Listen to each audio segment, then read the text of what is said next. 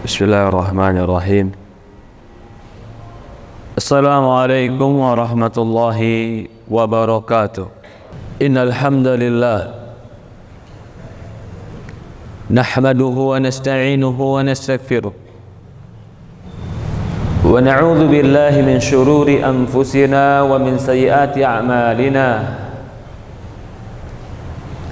May yahdihillahu fala mudilla lahu wa may yudlil fala hadiya lahu.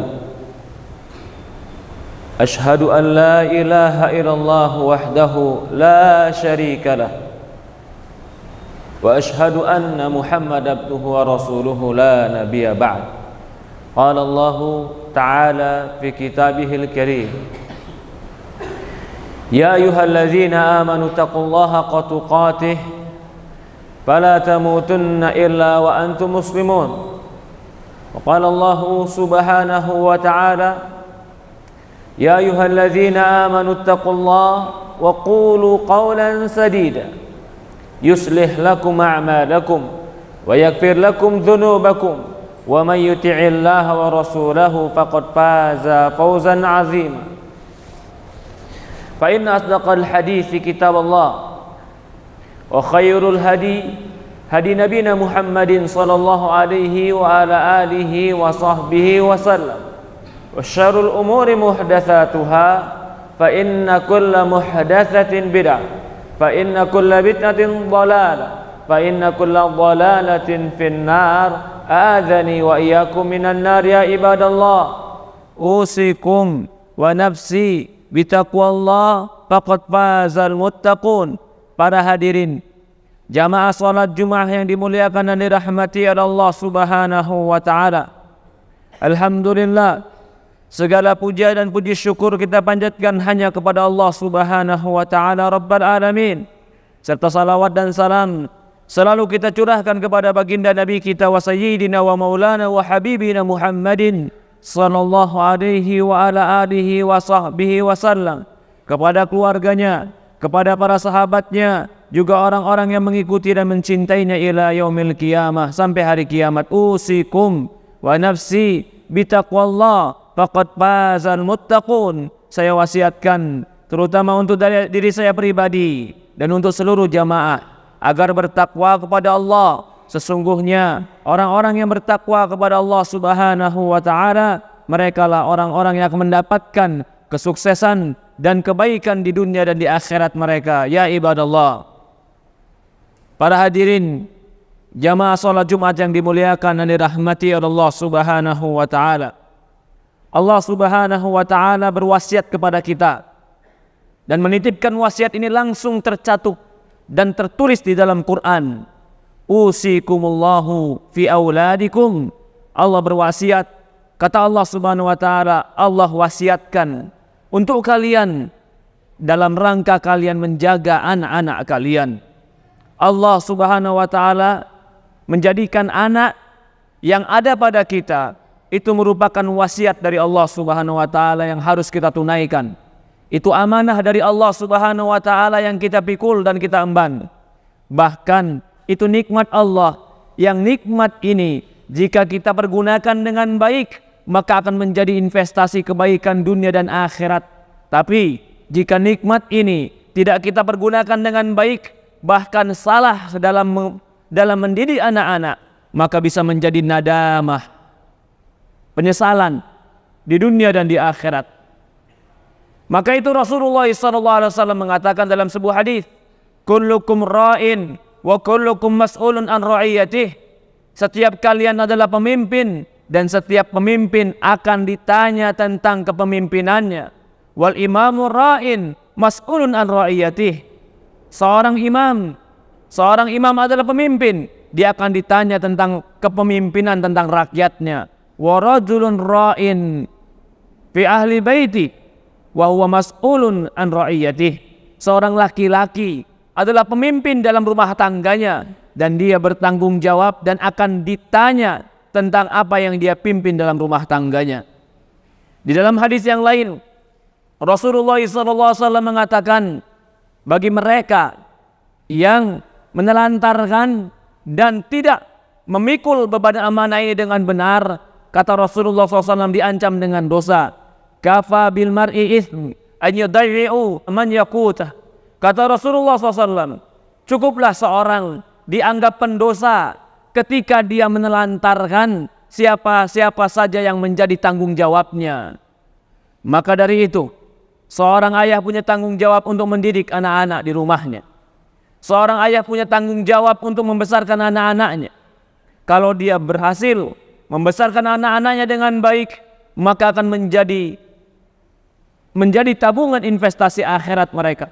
Walaupun mereka sudah mati, walaupun si ayah sudah mati, maka kebaikan anak akan terus mengalir kepada ayahnya. Maka itu Rasulullah SAW mengatakan, inna auladikum min kasbikum.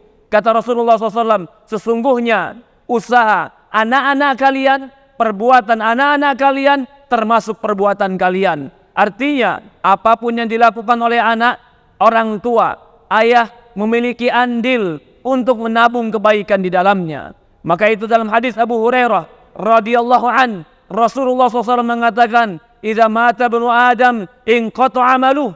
Kata Rasulullah SAW, jika Bani Adam telah meninggal, maka akan terputus seluruh amalnya. Illa thalath, kecuali 3. Salah satunya waladun saleh yad'u lahu, anak saleh yang selalu mendoakan dia. Walaupun ayah sudah meninggal, salatnya bisa berhenti, puasanya bisa berhenti, atau mungkin amal baiknya bisa berhenti, haji dan umrohnya bisa berhenti, tapi amal soleh dari anak yang soleh terus mengalir kepada orang tuanya. Sampai suatu hari orang tuanya ketika sudah masuk neraka atau dalam kubur lalu disiksa, maka orang tuanya tiba-tiba diampuni dan dinaikkan derajatnya. Lalu orang tua berkata, kenapa aku dinaikkan derajat ini? Lalu dikatakan kepada orang tua ini, malaikat mengatakan, sesungguhnya ini dikarenakan doa-doa anakmu mengampuni, Allah mengampuni dosamu. Ya ibadallah, kalau kita pahami ini beban amanah dari Allah, ini wasiat dari Allah, ini investasi yang terbaik untuk akhirat kita. Tapi ketika kita salah mendidiknya, maka ini menjadi nadamah, penyesalan. Anak bukan menjadi mengharum nama kita, bahkan mencoreng wajah kita. Anak bukan menjadi mengangkat derajat kita, bahkan menjadi tanggung jawab yang sebab dia kita masuk ke dalam neraka. Maka dari itu, ada beberapa poin yang akan kita bicarakan berkaitan tentang sebagian kekeliruan dari ayah ketika mendidik anak. Di antara kekeliruan ayah ketika mereka mendidik anak adalah mereka tidak menjalankan perintah Allah Subhanahu wa taala ketika Allah berfirman, "Qu anfusakum wa ahlikum nara." Kata Allah Subhanahu wa taala, jagalah dirimu dan keluargamu dari api neraka. Allah langsung berwasiat dan langsung mengatakan kepada bapak-bapak, kepada kaum lelaki, "Qu anfusakum," jaga diri kalian, "wa ahlikum," jaga keluarga kalian, anak kalian, istri kalian, keturunan kalian. Nar, jaga mereka dari api neraka. Banyak orang tua yang khawatir anaknya lapar, yang khawatir anaknya miskin, yang khawatir anaknya tidak memiliki pendidikan dunia sehingga terlantar kehidupan dunianya. Sehingga apapun akan dia keluarkan untuk pendidikan anaknya agar anaknya menjadi orang terpandang, memiliki kedudukan, bahkan menjadi laki-laki yang sukses karena dia takut anaknya menjadi terlantar di dunia. Ini tabiat yang benar, tetapi dia tidak memperhatikan ketika anaknya tidak diajarkan ilmu agama, bahkan ketika dia tidak mengajarkan dan mencontohkan kepada kebaikan, bukan saja dunia anaknya akan hancur, tapi akhirat anaknya akan hancur. Ketika kita perhatian betul dengan kehidupan dunia mereka, dengan pendidikan dunia mereka, itu adalah tanggung jawab yang benar. Bahkan itu bentuk tanggung jawab seorang ayah, agar anaknya menjadi anak yang sukses di dunia. Tapi betapa banyak orang tua yang tidak memikirkan anaknya menjadi orang yang sukses di akhirat. Bahkan dia biarkan anaknya menjadi orang-orang yang tidak memperhatikan akhirat mereka. Ini adalah kerugian. Kerugian bagi orang tua sendiri dan kerugian bagi anak-anaknya sendiri. Bahkan ini termasuk kelalaian orang tua ketika dia tidak mendidik agama kepada anak-anaknya dengan benar. Wahai orang tua, wahai ayah, sesungguhnya ketika kau didik anakmu dengan agama yang benar, kebaikan itu akan kembali kepadamu. Tapi ketika kau tidak kenalkan dia dengan Tuhannya, tidak kau kenalkan dia dengan Allah, maka jangan salahkan suatu hari dia akan melupakan dirimu. Karena ketika dia belajar agama, dia tahu bagaimana Al-Quran, dia tahu bagaimana hadis Rasulullah SAW, dia akan belajar di dalam Al-Quran dan hadis harus memuliakan orang tua, harus patuh orang tua, bahkan pintu surga adalah orang tua, bahkan memuliakan orang tua adalah sebuah jihad fisabilillah. Maka dia tidak akan pernah menelantarkan engkau karena dia kenal dengan agamanya. Tapi ketika kau tidak kenalkan dia dengan agamanya, ketika kau tua lalu dia sukses dengan ilmu dunianya, tapi dia tidak kenal dengan Tuhannya, mungkin dia akan lupa dengan dirimu. Mungkin kau akan dibiarkan di rumah dengan masa tuamu. Mungkin dia tidak katakan, ketika kau katakan, wahai anakku datanglah menjengukku, dia akan jawab, wahai ayah, maaf aku sedang sibuk dengan kerjaanku. Kenapa dia tidak menjenguk bapaknya? Kenapa dia tidak menghargai bapaknya? Kenapa dia tidak datang kepada bapak dan mencium tangan bapaknya? Karena dia tidak tahu ilmu agama. Yang dia tahu hanya ilmu dunia. Ilmu dunia penting bagi dia, tapi hanya untuk dunia dia. Ilmu agamanya penting untuk dunia dan akhiratnya. Bagi orang tua yang tidak mengajarkan anaknya ilmu agama, jangan pernah menyesal ketika anakmu tidak tahu bagaimana bersikap benar dengan dirimu. Ajari mereka ilmu agama, agar mereka tahu bagaimana mereka bersikap dengan orang tua mereka. Jangan orang tua mengatakan, anak saya sudah sukses tapi semua lupa kepada saya. Seolah-olah dia mengeluh tentang lupanya anak-anak kepada dia. Anakmu adalah buah tanganmu. Dia tidak akan mungkin jatuh dari pohon yang salah. Kalau dia melakukan itu, berarti bibitnya lah yang mengajarkannya. Ajarkan anak-anak belajar ilmu agama. Ajarkan mereka kenal dengan Allah. Apalagi di masa sekarang ini. Siapa yang bisa menjaga kita? Siapa yang bisa menjaga anak kita? Apakah sekolahan? Apakah teman-teman? Apakah media? Yang lingkungan ini semua bisa membentuk mereka menjadi sesuatu yang baik atau sesuatu yang jelek.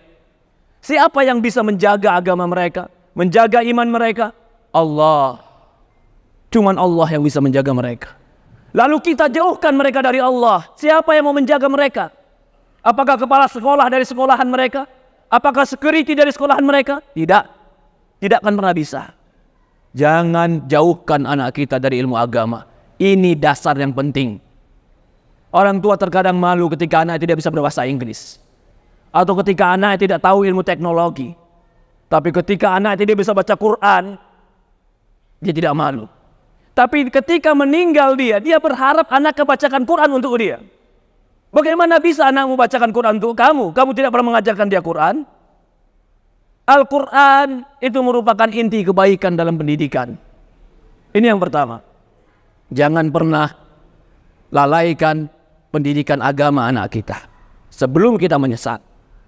Karena inilah sumber kebaikan, sumber kepatuhan, sumber daripada segala sumber seorang anak menjadi baik dan menjadi bakti kepada orang tuanya. Yang kedua, perhatikan ibadah anak-anak kita. Saya tidak mau berbicara perhatikan kesehatan.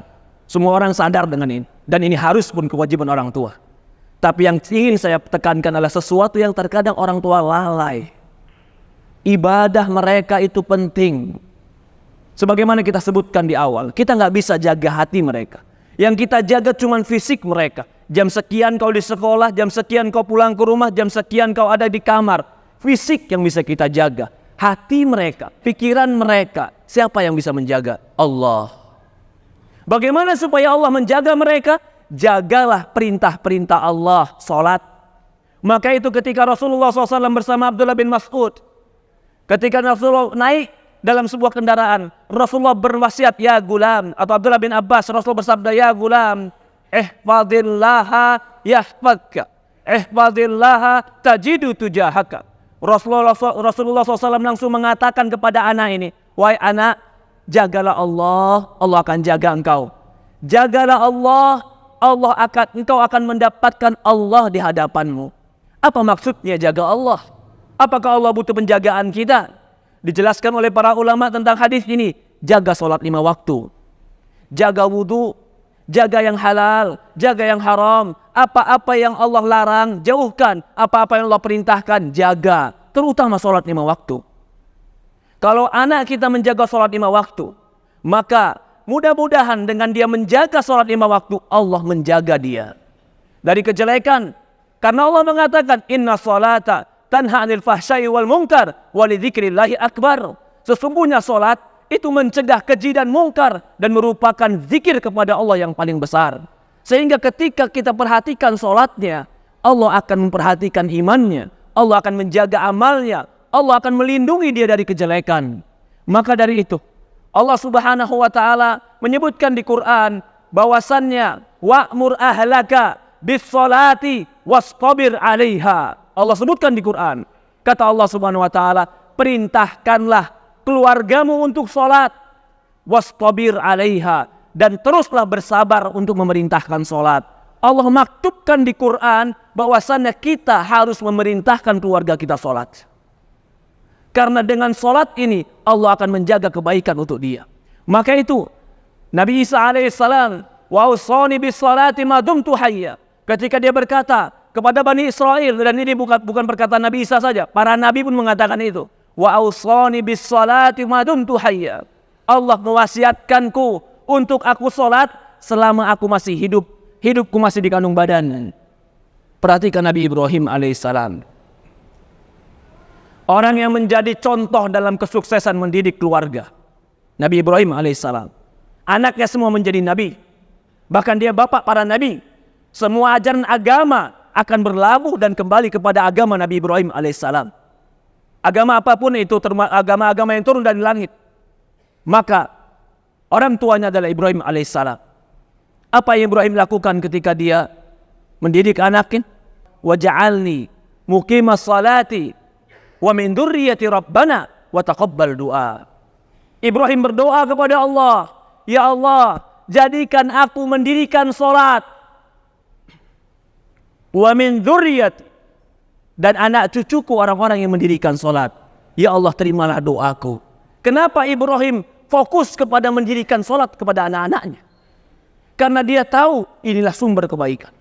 Ketika ada orang tua yang tidak memperhatikan salat anaknya, berarti kau telah melalaikan sumber kebaikan bagi anak. Perhatikan Rasulullah bersabda dalam pendidikan anak untuk mendirikan salat. Kata Rasulullah SAW, murru auladakum bis salat wa huwa ibnu sab'as sinin, fadribuhum 'alaiha wa huwa ibnu ashar. Kata Rasulullah SAW, perintahkan anakmu salat umur 7 tahun. 7 tahun belum balik. 7 tahun belum berdosa meninggalkan salat. Tapi Rasulullah SAW mengajarkan dalam rangka mendidik dan membiasakan kebaikan.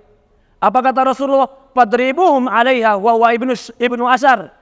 Pukul anakmu ketika dia meninggalkan salat ketika umur 10 tahun. 10 tahun pun belum balik. 10 tahun belum tercatat dosa. Tapi Rasulullah SAW mengajarkan ketegasan bahwasannya salat itu bukan perkara yang ringan. Tidak ada yang dibolehkan memukul di dalam anak kecuali sebagaimana memukul dalam salat. Bahkan suatu hari ada seorang sahabat memukul budaknya. Lalu Rasul mengatakan, "I'lam ya Aba Mas'ud, i'lam ya Aba Mas'ud." Dia terus pukul budaknya dengan cambuk. Maka kata dia, ketika dia melihat ke belakang ternyata Rasulullah. Apa kata Rasulullah? "Wallahi aqdar 'alaika minka wa 'ala hadamalat wa 'ada walad." Allah lebih mampu menghukum engkau dibanding hukuman kepada anak ini. Maksudnya Rasul tidak mengizinkan untuk dipukul. Tetapi ketika masalah salat, Rasul mengatakan pukul dia. Orang sebagian menganggap bahwasan itu kekerasan. Bukan. Rasulullah tidak pernah memukul. Bahkan kata Aisyah, Rasul tidak pernah memukul. Bahkan Rasul mengatakan, la tadribul wajah. Jangan kau pukul wajah. Seorang sahabat pernah memukul budaknya dalam kisah yang lain. Begitu dia memukul budaknya, dia merasa bersalah dan datang ke Rasulullah. Ya Rasulullah, aku telah pukul budakku. Maka kata Rasulullah SAW, mana budakmu? Datangkan. Ketika didatangkan, Rasulullah bertanya kepada budak ini, di mana Allah? Kata budak ini, Allah di langit. Siapa aku? Kata dia, engkau Rasulullah. Maka Rasulullah mengatakan, a'tikha fa innaha mu'minah. Bebaskan budak ini, dia adalah budak beriman. Yang menjadi poin yang ingin kita tegaskan, ketika dia memukul, Rasulullah berikan tebusan. Apa tebusannya? Bebaskan budak ini. Rasul tidak mengizinkan memukul. Tetapi ketika masalah sholat, Rasulullah mengatakan, fadribuhum 'alaiha. Pukul dia ketika meninggalkan sholat. Tapi bagaimana teknisnya? Umur 7 tahun perintahkan. Umur 10 tahun baru sholat. Jika 3 tahun berturut-turut dalam satu hari 5 kali diperintahkan sholat, adakah manusia yang tidak sholat? 3 tahun berturut-turut, satu hari 5 kali disuruh sholat, maka pasti dia akan sholat. Tetapi ketika lalai, orang tuanya tidak memperhatikan sholat, begitu memerintahkan sholat langsung memukulnya karena anak tidak pernah diperintahkan sholat. Kita katakan ini terkadang bukan kesalahan anak, kesalahan kita ketika mendidik anak. Barakallahu lakum fil Qur'anil Karim wa nafa'ani wa iyyakum bima fihi minal ayati wa dzikril hakim wa taqabbalallahu minni wa minkum tilawatu wastaghfiru innahu huwal ghafurur rahim. Alhamdulillah. Wassalatu wassalamu ala asyrafil anbiya'i wal mursalin ala nabiyina Muhammadin sallallahu alaihi wa ala alihi wa sahbihi wa sallam. Ashhadu an la ilaha illallah wahdahu la syarika lah wa ashhadu anna Muhammad abduhu wa rasuluhu la nabiyya ba'd. Ya ibadallah, usikum wa nafsi bitaqwallah faqad fazal muttaqun. Para hadirin jamaah salat Jumat yang dimuliakan dan dirahmati Allah Subhanahu wa taala. Sebagaimana kita sebutkan di khutbah yang awal, bahwasannya investasi kita yang terbesar adalah anak kita dan keluarga kita. Dia adalah investasi dunia dan akhirat kita. Dia adalah penerus kehidupan kita. Bahkan dia penerus amal kita. Bahkan dia pula bisa menyebabkan kita mulia atau kita hina. Anak semuanya ketika Allah berikan dan Allah lahirkan ke muka bumi dalam keadaan adil, semuanya dalam keadaan suci. Tidak bisa bicara, tidak bisa berjalan, tidak bisa berbuat apa-apa. Semuanya Allah kasih kepada kita dalam keadaan fitrah. Tapi ternyata begitu besar, mereka beraneka ragam. Ada yang baik, ada yang jahat. Tidak ada yang begitu lahir menjadi jahat, tidak ada. Semua kullu mauludin yuladu alal fitrah. Semua anak yang dilahirkan di atas fitrah. Tapi kedua bapaknya lah yang membentuknya menjadi baik atau menjadi jelek. Di antara kelalaian kita, orang tua, ketika mendidik anak, ini salah satu poin adalah kurangnya berdoa kepada Allah. Kita kadang-kadang mencari brosur yang terbaik, sekolah yang terbaik, yang termahal, fasilitas yang termahal, atau mungkin sekolah yang terhebat. Hanya kita melihat daripada brosur atau strategi-strategi mereka. Ketahuilah tidak ada yang bisa membolak-balikkan hati kecuali Allah. Sekolah yang terbaik dan termahal kau berikan anakmu, belum tentu dia menjadi baik kalau bukan Allah yang membaikkan hatimu. Maka itu para nabi dulu, ketika mereka mendidik anak, mereka itu banyak mengangkat tangan kepada Allah. Walaupun tanpa menafikan, kita tetap harus mencari fasilitas yang terbaik untuk dia. Tapi fasilitas ini cuma kendaraan. Tidak akan bisa sampai kepada tujuan kendaraan ini kalau bukan Allah yang menyampaikan kepada tujuan itu. Tujuan kita adalah menjadi anak-anak yang saleh, menjadi anak-anak yang berbakti, menjadi anak-anak yang sukses dunia dan akhirat. Sekolahan, fasilitas dan semisalnya daripada guru itu cuman kendaraan wasilah untuk sampai kepada tujuan.